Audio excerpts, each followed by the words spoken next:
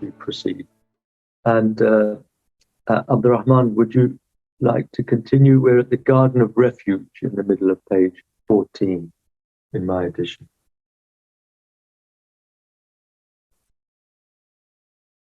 The Garden of Refuge is the highest part of the Garden of the Spirit, to which, in one or more parts of its parts or aspects, apply also most of the other names of paradises which are mentioned in the Quran.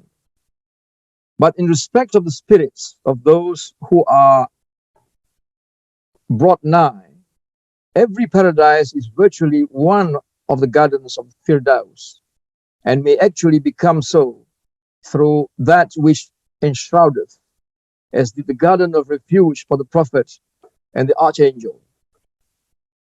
Beside the low tree of the utmost boundary, that is, at the extreme verge of the created universe, there springs the fountain of the Spirit, which is one of the two fountains mentioned in the opening quotation. According to the commentary, it is the knowledge of the oneness of the qualities. Here, the traveler has, as it were, the proof of the doctrine of divine unity. For it is said that from this paradise, the qualities appear like veils of light, behind each of which shines the light of the essence itself, which is always one and the same. Thus, the commentator further defines the fountain of the Spirit as being the knowledge of contemplation, mushahada, whereas the fountain of the essence is knowledge of the unity of the essence, that is, knowledge of extinction. The date, which is the fruit of the Garden of the Spirit, is that which contains food and enjoyment, the contemplation of the celestial lights and of the manifestations of the divine beauty and majesty in the station of the Spirit. For in its paradise, the kernel of the individuality still remains, taking nourishment and delight therefrom. The pomegranate, which is the fruit of the paradise of the essence, is described as that which contains enjoyment and medicinal balm in the station of union, in the paradise of the essence. It is direct consciousness of the essence, a shuhud ad-Dhati, through pure extinction, in which there is no individuality to be fed, but only unalloyed delight and the cure of the sickness of seeming to be left over, apart from the truth, in a state of insecurity. This is the fruit of the truth of certainty, and it is still beyond one who has reached only the Garden of the Spirit. But such a one may be said to have reached something more than the eye of certainty. For although his individuality, that is his self, still appears to remain, not being utterly consumed in the truth, he at least feels, as it were, the warmth of its flames, whereas the eye of certainty sees these flames only, being the knowledge of one who has reached the state of human perfection and no more. Right, thank you very much. You know, I couldn't help feeling as you were reading that Dr. Lings was describing himself as being one who hasn't just seen the fire of knowledge, of certainty, but that he himself is in between at the time that he wrote this, because remember, he was quite young when he wrote this. He was only in his 40s.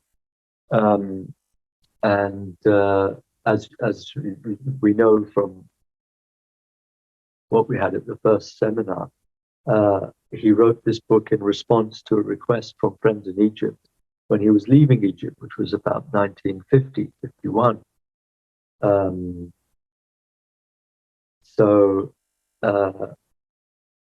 Yes, he would have been in his early 40s. And that you can't help feeling that this is from himself, you see, because he has said that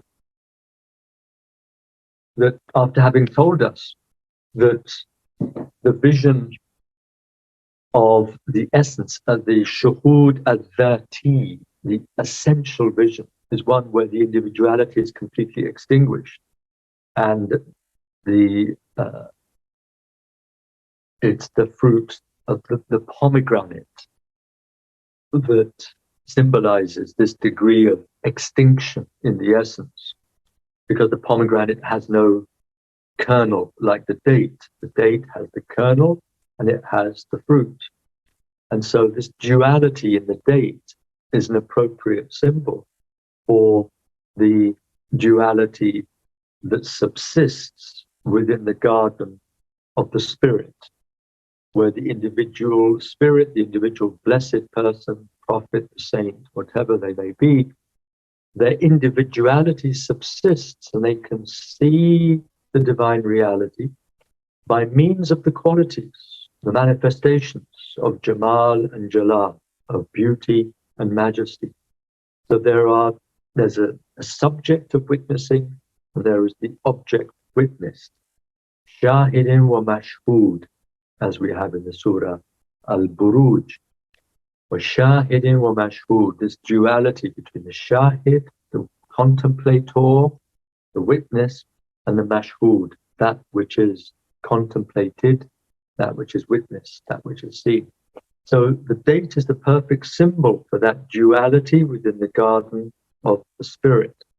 Whereas for the garden of the essence, the pomegranate is the perfect symbol, because it's a unity, but all of its seeds and all of its fruit within the unity, the flesh of the fruit and the tiny seed, they are, as it were, an undifferentiated, synthetic unity. So it's a multiplicity tightly held within the unity. So it's a perfect expression of the hidden treasure. When you look at the pomegranate, you just see one thing, but hidden within it are all these treasures. And so it's a lovely symbol of kuntu kanzan makhfiyan fa'ahbabtu an u'raf fa'khalaqtu al-'alam. I was a hidden treasure and I loved to be known, so I created. So when we look at that distinction between duality in the garden of the spirit and the synthesized multiplicity of infinitude within the absolute unity of ahadiyya, of pure untrammeled unity, we see that the one and the same prophet or saint or blessed person who is in the garden of the spirit is also simultaneously, but at a higher degree, ontologically speaking, at a higher degree, is simultaneously in that garden of the essence, not as himself or herself, but as that total unity. And this is one of the great mysteries of the insan al-kamil, the perfect human being, that they subsist on these different levels. And Dr. Lings has mentioned a footnote about how in Taoism, you have the difference between the eye of certainty, this on footnote 20, the difference between the eye of certainty and the truth of certainty corresponds exactly to the distinction made by the Taoists between the degrees of true man and transcendent man. For a full definition of these terms, see René Guénon, the Great Triad. Now, what's interesting here is that we can also go to Buddhism, which distinguishes 3 degrees of the Buddha phenomenon, if you could say such a thing. The Nirmanakaya, the Sambhogakaya, and the Dharmakaya. The Nirmanakaya is the Buddha's earthly manifestation. The Sambhogakaya is his presence in the celestial reality. And then his Dharmakaya is the body, if you like, of the essence, where he, the Buddha, and the absolute reality are one and the same thing. There is no distinction. So we have exactly this parallelism in the gardens of the spirit and the gardens of the essence. the garden of the essence, Jannat al-Dhat. And as I say, these are not to be understood as alternatives, either or. They're to be seen as subsisting in a complementary manner, in simultaneity and not in succession. That, you know, you have to go through the garden of the spirit before you can go to the garden of the essence. And this is something that Schuon has written about very, very beautifully in his chapter on the degrees of paradise. I forget the actual title of the chapter. It's in Logic and Transcend. The Two Paradises, that's it. The Two Paradises. And there he talks about the elect, the saved ones, the muqarrabun, who are in paradise. And he refers to the Christian notion of the elect who have crowns of uncreated light. And he said what this refers to is the difference of ontology, of ontological degree between the individuality of the blessed souls.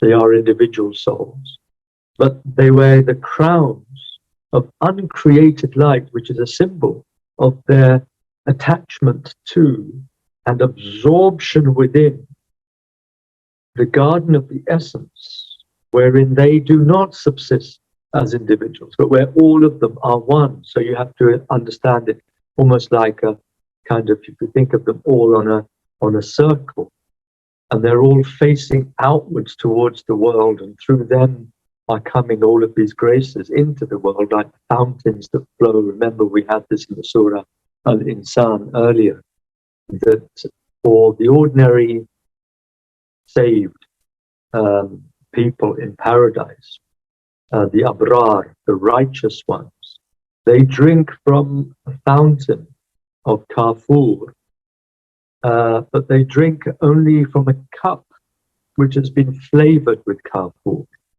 Whereas the muqarrabun, the ibadullah, the slaves of God, who are slaves because they no longer belong to themselves, they belong to God. When they drink directly from the fountain of kafur, and the more they drink from it, the more it flows abundantly. So, yashrabu biha ibadullah yufajjirunaha tafjira. The ibadullah, the slaves of God, drink from the kafur, and the more they drink from it, the more it flows. It's a beautiful symbol, as Kashani says, of how, because these slaves are one with this paradisal reality, there's no anaiya, no selfhood about them. They're completely effaced. Because when they drink from it, that fountain flows more abundantly. It's a beautiful symbol of how grace comes through individuals who have attained the highest degree of self-effacement in the real. And so, if we imagine these blessed souls in paradise as situated on a circle of radiance around the central point, which the geometrical point of no dimensions, which the essence, the Jannat al-Dhat is, this mudhamatan, tending towards this infinite darkness because of the superabundance of the light of the essence, then we can understand that their oneness with this supreme source. Remember, in Arabic, source, fountain, essence, eye, all of them are the same word in Arabic, ayn. Even the pupil of the eye of insan. Insan is that pupil of the ayn. So they are, as it were, receiving from this uncreated light, symbolized by their crowns. They receive as well as being absorbed by. They are reintegrated into it by virtue of these crowns of uncreated light, symbolizing their union with the Absolute One. But also they're receiving constantly graces, because this is the very function of the uncreated intellect. Why the Sufis say, as-Sufi, and we had this earlier in the book, as-Sufi lam yukhlaq. The Sufi is not created. What is it about the Sufi that is not created? It's certainly not his body or his soul. It's his intellect, his heart, which contains the divine reality. And that is what Eckhart refers to as aliquid est in anima. There is something in the soul. Increatum et increabile. Uncreated and uncreatable. Et hoc est intellectus. And that is the intellect. So this intellect that is uncreated as such, in its essence, even though it manifests through a created intellect, through created intelligence, in its essence, it's uncreated. Now, the uncreated intellect is that which both receives, reflects, and transmits and refracts. On that one hand, the intellect, that first self-determination, what's called in Sanskrit buddhi, where we get the word buddha from precisely, the enlightened, the illuminated one. This is a faculty which receives the uncreated light from the essence, from God. And not only receives it, but transmits it. Not only does it absorb it, but also refracts it. Not only does it reflect it back to the essence, so that God's knowledge, remember, I was a hidden treasure and I loved to be known. How does God become known by something other? By creating the intellect. By, as it were, that's a paradox, because we've just said that the intellect is uncreated. So how can God create the intellect in order to know himself through it? This is the kind of mystery that language cannot really cope with. We have to say, as Schuon says once or twice in his books, we are here at the borders of the inexpressible. We can't really understand it with words and with logic and with reason. We have to somehow intuit how the one could make itself other in order to be known by the other without diminishing his oneness. You get caught up in all these paradoxes, contradictions. You can't think it through. But God's self-determination, he determines himself as the intellect. This intellect somehow emerges from him. And this intellect is the means by which he knows himself, starting from the viewpoint of an other, as if there could be another. So, anyway, we won't go into that anymore. I think we've said enough. Are there any questions on what we've just read? Oh yes, this is what I want to say about how Dr. Lings, when he describes this, and I'll just read it again. The fruit of the truth of certainty is still beyond one who has reached only the garden of the spirit. But such a one, who has only reached the garden of the spirit, may be said to have reached something more than the eye of certainty. For although, remember, we had the knowledge of certainty, ilm al-yaqeen, we had the ayn al-yaqeen and the haqq al-yaqeen. Ilm al-yaqeen is just hearing about the doctrine of certainty, hearing about the fire. Ayn al-yaqeen is actually seeing the fire. And the haqq al-yaqeen is being consumed by the fire. So Dr. Lings is saying here that even though one who has only attained the garden of the spirit and is not yet at the fullness of the realization of the prophets and the saints, remember, this is both eschatologically to be understood, posthumously in time, but also spiritually and ontologically in simultaneity right now, so that in this world, there are those who have realized the Jannat al-Dhat. And in this world, there are people like us who are striving to go from knowledge of certainty to actually the vision of the fire of certainty. So what he's saying here is that those who have not yet attained spiritually the garden of the spirit, and who are still in the lower gardens of the soul and the heart. Nonetheless, there are those souls, and this is why I think Dr. Lings is describing his state in his early 40s, when he says this: such a one may be said to have reached something more than the eye of certainty, for although his individuality, that is, his self, still appears to remain, not being utterly consumed in the truth, he at least feels, as it were, the warmth of its flames. Whereas the eye of certainty sees these flames only being the knowledge of one who has reached the state of human perfection and no more. Goodness, well, no more than just the state of human perfection. So that itself is something what Dr. Lings refers to as the attainment of the lesser mysteries. And he's spoken about this in wonderful detail and most in an illuminating fashion in his book on Shakespeare. The difference between the lesser mysteries, which is the retaining, the reclamation of the primordial human nature, the fitra. You become a full human being, true man, as the Taoists would say, as opposed to the transcendent man. So that's the lesser mysteries of human perfection, of the fitra, of man as he was created. But the greater mysteries is the extinction of humanity in the bosom of divinity.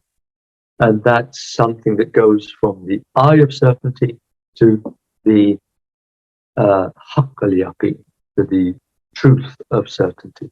So when he says that there are those who have reached only the garden of the heart, and therefore who have become perfect human beings, in quotation marks, in the sense of complete insan kamil, in the sense of the human perfections, but not yet the divine perfection, the lesser mysteries, not the greater mysteries. Such a person may nonetheless be on so close to entering the garden of the spirit that he can feel the warmth of the fire, even if he's not yet been consumed, burnt up by it. So as I say, when Abdurrahman was reading that part, I couldn't help thinking that Dr. Lings is, as it were, describing his own state of approximation to the garden of the spirit when he spoke so personally. And how would, one kind of ask him, how do you know that there are those people who can feel the warmth of the fire before they've actually been burnt by it? He would just turn around and say, well, because I'm one of them. In his early 40s, and I believe that by the time of the end of his life, he was one who had been completely extinguished in that fire, completely consumed, and that's why when in his presence, you had the sense of a man who was totally transparent to the divine reality. So in a certain sense, he wasn't there when he was there. And that's one of the things that we're told in the Quran, that about the Prophet and how the state of divinity prevailing over humanity, the one who has attained the greater mysteries, the one who God loves according to the Hadith and Nawafil. That when I love him, I become the hand by which he smites, I become the eye by which he sees, the hearing by which he hears, the hand by which he smites, the foot upon which he walks. So such a person is described, the Prophet is described. وَمَا رَأْمَيْتَ إِذْ رَمَيْتَ وَلَكِنَّ اللَّهَ رَمَى. You did not throw the pebbles at the Battle of Badr. You did not throw when you threw, but God it was who threw. So this is the kind of mystery of the metaphysical reality versus the physical manifestation. From the physical manifestation that the Prophet threw the pebbles, the metaphysical reality, it was the God who threw those. God acts through the effaced individual. So this idea of effacement leading to the revelation of the immanence of the divine reality within the effaced individual, all of these ideas were conveyed to us in one moment of being in the presence of Dr. Lings. Because he was someone totally effaced. He wasn't there, and yet he was there. When he spoke, it was as if he was speaking from another planet, from a higher place than this world.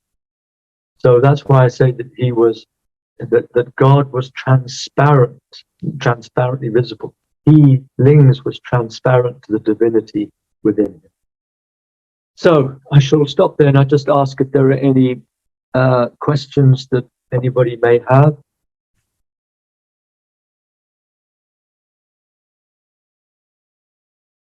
If not, then we can terminate this seminar and look forward to seeing you in 2 weeks' time, inshallah. Assalamualaikum, Dr. Reza. Assalamualaikum. Thank you for your so wonderful explanation. I actually can feel the warmth of its flames. I want to ask something on. Wait a minute.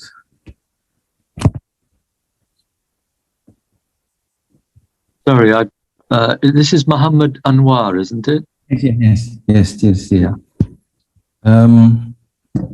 Your explanation so beautiful and so deep, I think, because I feel so I don't know how to interpret this. But my question, I think, may be very lower level of metaphysical truth, because in the last seminar, in the page number 8, Dr. Lings wrote, for this perfect soul represented in Islam by the soul of the prophets is none other than the nights of power, Laylatul Qadr. What I understand in this writing, the soul of the Prophet Muhammad is the Laylatul Qadr. What I believe, and I think general Muslim believe, that we can find the Laylatul Qadr only in the last 10 nights of Ramadan. In the one hadith, Musnad Ahmad, the Prophet said, seek Laylatul Qadr in the last 10 nights of Ramadan. And if you miss anything, make sure you do not miss the last 7 nights. My question is, how can we find the Laylatul Qadr in the last 10 days in Ramadan if the Laylatul Qadr is the soul of the Prophet? And my second question... because the simple answer to that is that if we understand the distinction between the Zahir and the Batin, we will understand that what is outwardly one particular night in the last 10 nights of Ramadan is inwardly the finding within oneself of the soul of the Prophet. Remember, that's the Batin, that one has to find within oneself the soul of the Holy Prophet. Remember how Rumi puts it, that in the Kitab Fihi Ma Fihi, when he talks about the verse, لَقَدْ جَاءَكُمْ رَسُولٌ مِّنْ أَنفُسِكُمْ.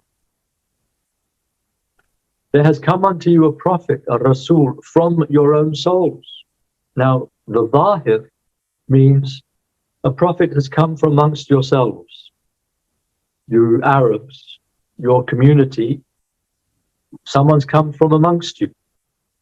But the Batin that Rumi helps us to understand is that this prophet has come from each and every one of your own souls, from within yourself.